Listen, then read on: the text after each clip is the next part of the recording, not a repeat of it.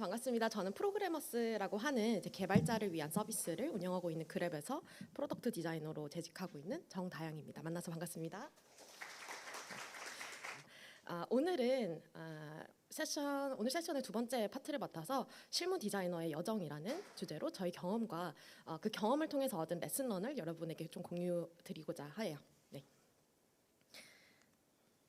네, 저는 크게 두 가지 파트로 나눠서 이야기를 드리려고 합니다.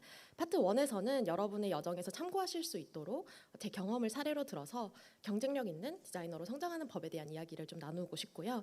파트 2에서는 이제 디자이너로 성장해 가면서 좀 지침서 같은 존재가 될 나만의 나침반을 찾는 이야기를 좀 드리려고 합니다. 먼저 나의 경쟁력 찾기라는 주제로 이야기를 해볼게요.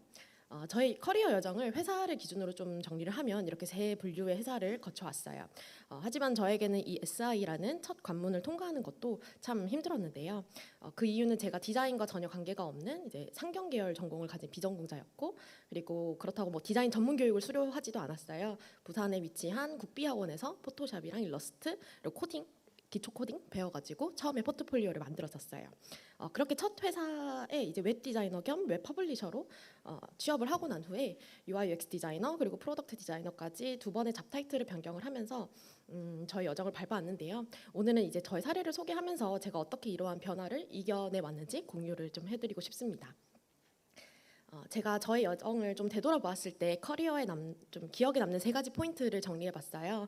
먼저 첫 번째로는 나의 컴포트 존을 좀 벗어나서 나의 약점을 분석해서 여기서 중요한 것은 개선 방향을 모색하고 반드시 실천하는 것입니다. 우리가 생각은 많이 하잖아요.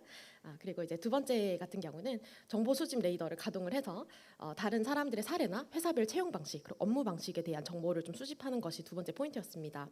그리고 온라인 플랫폼이나 매체를 활용해서 좀 나를 적극적으로 어필하는 것이 마지막 포인트였어요. 하나씩 이제 사례를 좀 공유드리면서 이야기 드려볼게요. 첫 번째로 나의 컴포트 존을 벗어나는 것입니다. 첫 회사였던 SI 회사에서 저는 이제 웹 디자이너 겸 웹 퍼블리셔로 3년의 시간을 보냈었는데요. 3년의 시간이 지났을 때 제가 어떤 감정을 느꼈을까요?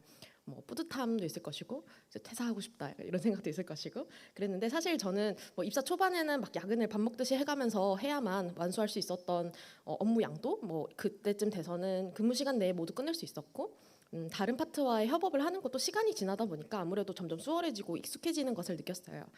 사실 그때 저는 오히려 이렇게 편하게 지내면 안 될 것 같다, 안주하면 안 되겠다 이런 생각을 좀 느꼈어요. 왜냐하면은 이때가 한 5년 정도, 한 7년, 5, 6년 정도 전인데 그때는 이미 서울을 중심으로 스타트업 씬이 형성되고 있었고 UX의 중요성이 점점 더 커지고 있었고 잡 타이틀도 이제 웹 디자이너가 많았는데 그 당시부터는 이제 UX UI 디자이너 이런 식으로 그 변모하던 시기였어요. 그래서 이제 저 같은 경우는 그런 변화를 몸으로 느끼고 있었고 제 컴포트 존이 이미 만들어진 거죠. 편안함을 느끼는. 근데 이러한 사실을 외면하면 편했지만 이렇게 불편한 진실이 계속되는 그런 느낌이었어요. 그래서 저는 이 컴포트 존을 벗어나기로 마음을 먹었습니다. 그러고 보니까 웹 디자이너로 재직을 했기 때문에 이제 UX UI 디자이너로 취업을 하기에는 현실적으로 부족한 점이 정말 많았어요. 그래서 기본적인 UX 스킬도 당연히 부족했지만 문제 발견부터 해결까지의 어떤 문제 해결 능력을 보여줄 수 있는 프로젝트도 좀 부재했고요.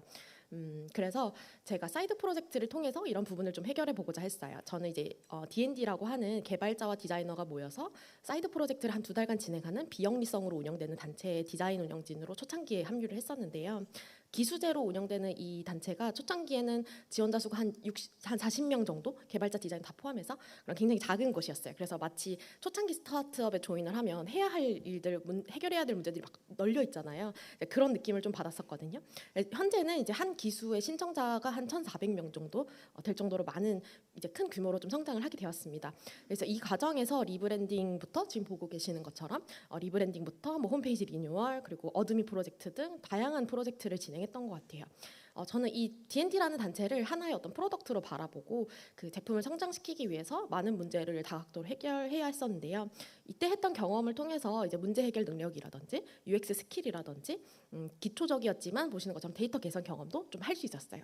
그래서 제가 SI 회사에서 경험할 수 있었던 굉장히 폭 좁은 프로젝트 경험을 최대한 좀 확장할 수 있었던 부분이었습니다. 물론 사이드 프로젝트를 하는 것 자체도 중요하지만 좀 단발성으로 그치기보다는 꾸준히 회고하고 개선시켜 나가는 과정에서 얻게 되는 것들이 더 많은 것 같아요.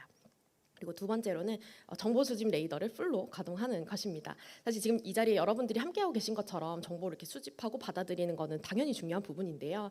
오프라인 행사들이 대부분 서울에서 열렸었기 때문에 저는 이제 온라인으로 최대한 활용을 했었던 것 같아요. 제가 어떤 채널들을 활용했는지를 같이 소개드리면 좀 좋을 것 같아서 여러분이 알고 계신 정보들과 한번 비교해 보시면 좋을 것 같아요.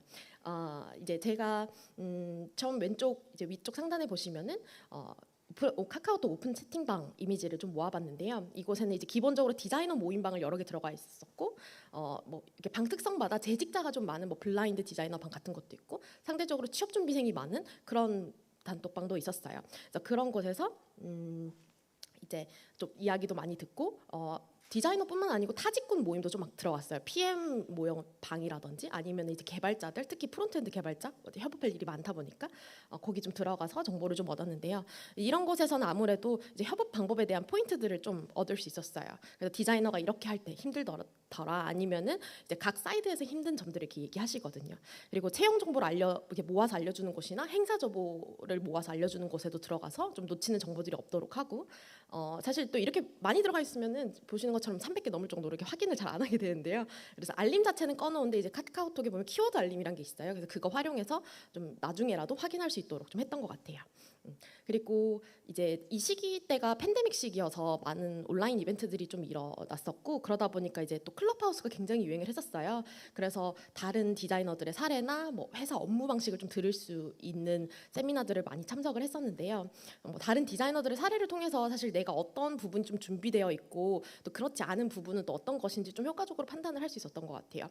그리고 다른 회사의 업무 방식을 좀 들어보면은 아무래도 스타트업 같은 경우는 체계가 완전히 갖춰져 있지 않잖아요. 그러다 보면은 이제 프로젝트 그런 다른 회사의 방식을 들으면서 프로젝트를 어떤 식으로 전개해 나가야 할지, 아니면 일정 관리나 뭐 협업, 아니면 디자인 시스템 등 다양한 부분에서 좀 힌트를 얻을 수 있었어요.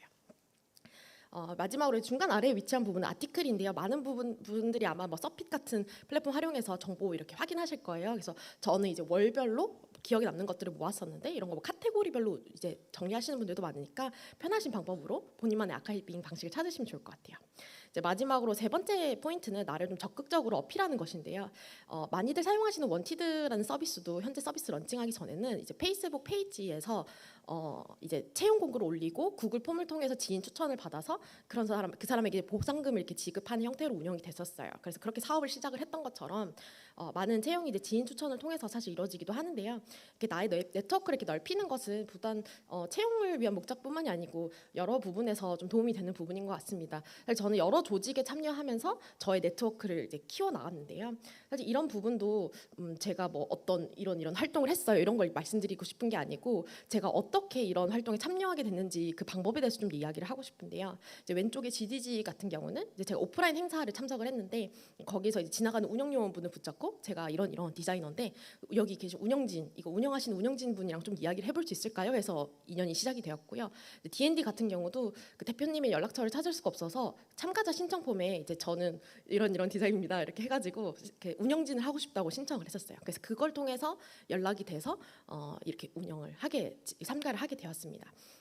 이외에도 제가 했던 프로젝트들에서 미디움에 글을 좀 발행을 해서요. 운이 좋게도 그런 제가 쓴 글들이 뭐 서핏 같은 데 소개가 되거나 아니면 디자인 뉴스레터에 소개가 되는 등 이런 여러 가지 홍보를 할 수 있는 그런 기회를 또 잡을 수 있었던 것 같아요. 사실 글을 쓰는 것은 이제 나를 알리기 위한 사실 그런 목적보다는 뭐 그런 목적도 당연히 중요하지만 프로덕트 디자이너에게는 아무래도 이제 논리력도 중요하고 다른 사람에게 나의 생각이나 작업물을 이렇게 말로 풀어서 설명하는 것들이 워낙 중요하다 보니까 이렇게 글을 쓰는 것이 좀 그런 부분에서 많이 도움이 됐었고, 또 포트폴리오를 면접 가시면 이제 포트폴리오 리뷰 같은 거 많이 하시잖아요.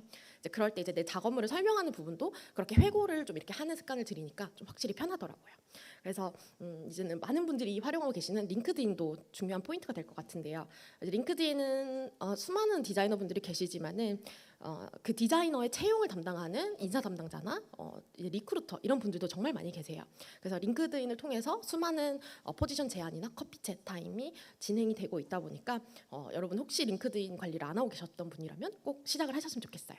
또 해외에서 많이들 사용하시는 방법이, 만약 본인이 가고 싶은 회사가 있으면 이제 그곳에 재직하고 계신 분에게 콜드 메일을 보내는 거를 많이 활용을 하시는데, 이제 만약에 본인이 취업 준비생이시라면 많이 가고 싶은 회사에 재직하고 계신 디자이너분을 찾을 수 있거든요. 링크드인에서는. 그래서 그런 분들에게 메시지를 보내서 면접에 대한 팁이나 아니면 포트폴리오 리뷰 같은 것들을 요청하시는 방법도 이미 많은 분들이 활용하고 계신 걸로 알고 있어요. 그래서 그런 부분도 좀 말씀드려보고 싶습니다. 이제 두 번째 파트는 나의 나침반 찾기라는 주제로 이야기를 해볼게요. 커리어를 이제 전개해 나가는 과정에서 내가 잘하고 있을까? 앞으로 어떻게 이제 준비를 해서 성장하는 것이 좋을까? 이런 고민을 많이 하게 되는데요. 그럴 때 이 나침반이 그런 방향과 목표를 설정하는데 굉장히 도움이 된다고 생각해요. 뭐 어떤 존경할 만한 멘토가 될 수도 있고 책이 될 수도 있고 어떤 개념이 될 수도 있을 거라고 생각을 하는데요. 제가 오늘 소개하고 싶은 개념은 커리어 레더라는 개념이에요. 레더는 사다리라는 뜻으로 이제 한 칸 한 칸 올라가는 느낌인데 오늘 이제 이 커리어 레더에 대해서 한 가지 소개하고 싶은 부분은 이제 피그마의 커리어 레더입니다. 네, 피그마의 커리어 레더인데요. 이제 갑자기 수많은 영어에 당황하셨을 것 같아서 다음 장에 이제 번역본도 준비를 했으니까 걱정하지 마시고요. 사실 이 버전을 보신 분들도 계실 것 같은데 이 버전은 9버전이에요. 그래서 지금은 신버전이 피그잼을 통해서 피그마 커뮤니티에 발행이 된 상황이고요. 그래서 요거 같은 경우 이제 밑줄에서 확인하실 수 있는 것처럼 피그마가 소규모 회사일 때 정리해둔 본임을 좀 확인할 수 있어요.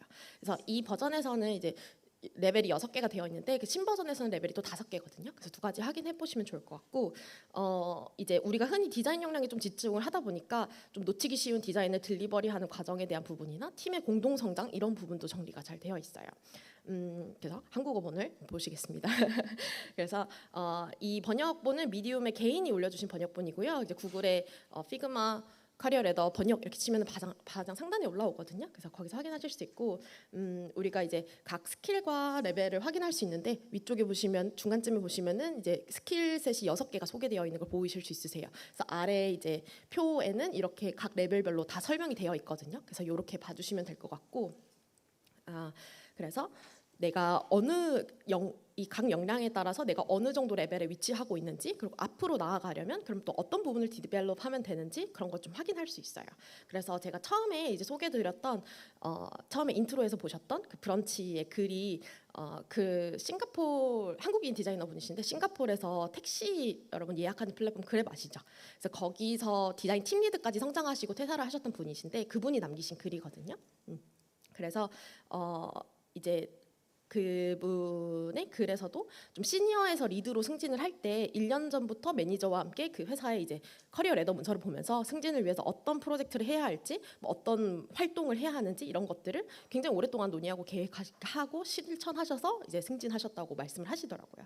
그래서 이제 커리어 레더는 하나의 기준이라서 특정 회사 이름과 함께 구글에 검색을 하시면 많은 회사들이 본인 회사에서 디자이너의 직급에 대한 기준과 그 각 단계에 필요한 스킬셋을 정리한 문서를 확인하실 수 있으세요. 제가 평소에 관심 있게 지켜보던 이제 긴랩이라는 회사도 문서가 잘 정리되어 있어서 예시로 한번 가져와 봤는데요. 이제 왼쪽이 일반적인 프로덕트 디자이너에 요구되는 역량이고 오른쪽이 시니어에게 요구되는 역량이에요. 이제 한눈에 봐도 더 많은 스킬셋을 요구하고 있긴 한데요. 보시면은 중간에 이제 유저빌리티 사용성이라든지 아니면 이터레이션 반복, 그다음에 UI 카피라고 되어 있는데 조금 UX 라이팅과 관련된 부분이고요. 그다음에 디자인 리뷰 그리고 UX 뎁트라고 되어 있는데 UX 부채 이런 굉장히 다양한 디테일한 부분에 대해서 소개를 하고 있어서 저도 굉장히 이걸 보면서 내가 놓친 부분들이 많구나라고 느꼈거든요. 그래서 여러분들께 분명히 도움이 되지 않을까 싶습니다.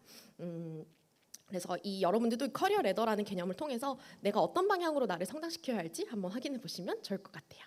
그래서 여기까지가 제가 오늘 세션에서 준비한 내용이고요. 제가 여러 번 잡타이틀을 변경해오면서 겪었던 변화가 우리가 앞으로 얼마나 더 있을 그 미래의 변화가 있을지는 사실 잘 모르겠어요. 근데 그럴 때마다 이제 나의 컴포트 존을 좀 벗어나서 나의 경쟁력을 다듬어가고 그리고 내가 참고할 수 있는 그런 나침반이 있다면 그 여정이 그렇게 힘들지 않을 거라고 생각을 합니다.